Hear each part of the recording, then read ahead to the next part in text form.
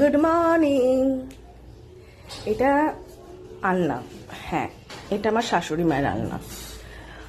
হয়তো ওনার বাবা ওনাকে বিয়েতে দিয়েছিলেন, তো উনি ব্যবহার করতে। তারপর উনি যখন ছিলেন না তখন আমরা এইটা এরকম জায়গায় রেখেছিলাম। আর এখানে আমি জামা কাপড় রাখতাম, পরে জামা কাপড়, না ধোয়া জামা কাপড়। আজকে হঠাৎ করে সকালবেলা উঠে দেখি এটার রূপ এরকম হয়ে গেছে, যেটা কিন্তু কাল অবধি ছিল না। হঠাৎ করে তার সাজসজ্জায় পরিবর্তন হয়েছে। জানি না জামা কাপড়গুলো কোথায় রাখা হয়েছে, কিন্তু আলনাটাকে এইভাবে ডেকোরেশন করা হয়েছে। কারণটা কি সেই জানি।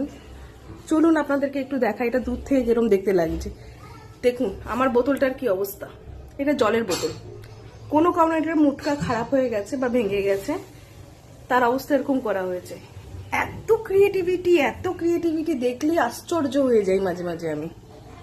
একটু দূর থেকে দেখা এটা কিরকম দেখতে লাগছে দেখুন।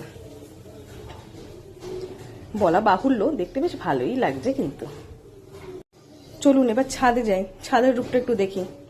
খুব তাড়াতাড়ি ভিডিওটা সারতে হবে, কারণ কি আমাকে এক্ষুনি মার্কেটে বেরোতে হবে। অনেকদিন পর ছাদে এলাম, প্রায় 4-5 দিন পর। কারণ কি ওই শনি রবিবার ছাড়া ছাদে ওটা হয় না। সকালবেলা রোজই তাড়াহুড়ো করে অফিস বেরোনো হয়, তো ছাদটা আমি দেখিই না।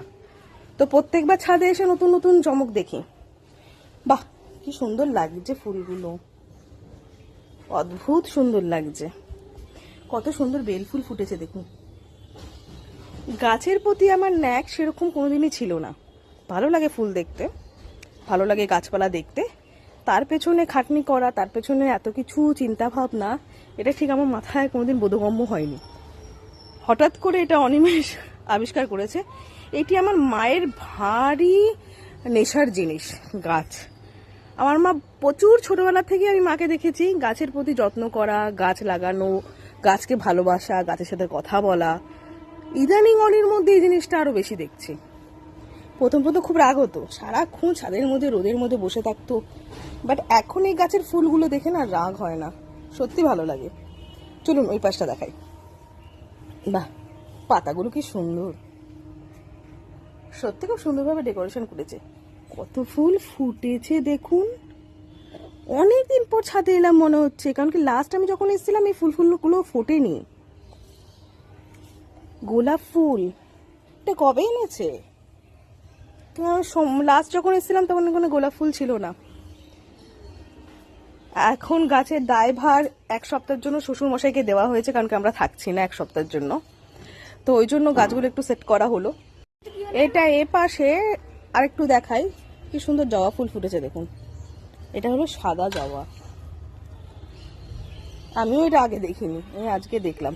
হয়তো 4-5 দিনের মধ্যে ফুটেছে। এই জবা ফুলের গাছটা আর কড়ি এসছে, কিন্তু এখনো ফুল ফোটেনি। বাহ, ছাদটা বেশ ভালোই লাগছে।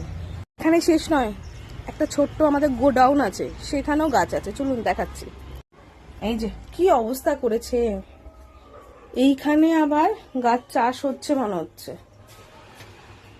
এখানে কোন গাছ হয়েছে, এখানে আবার গাছে ফুল হয়েছে। এটা কি ফুল কেউ জানলে একটু বলবেন, আমি ঠিক জানি না এটা কি ফুল।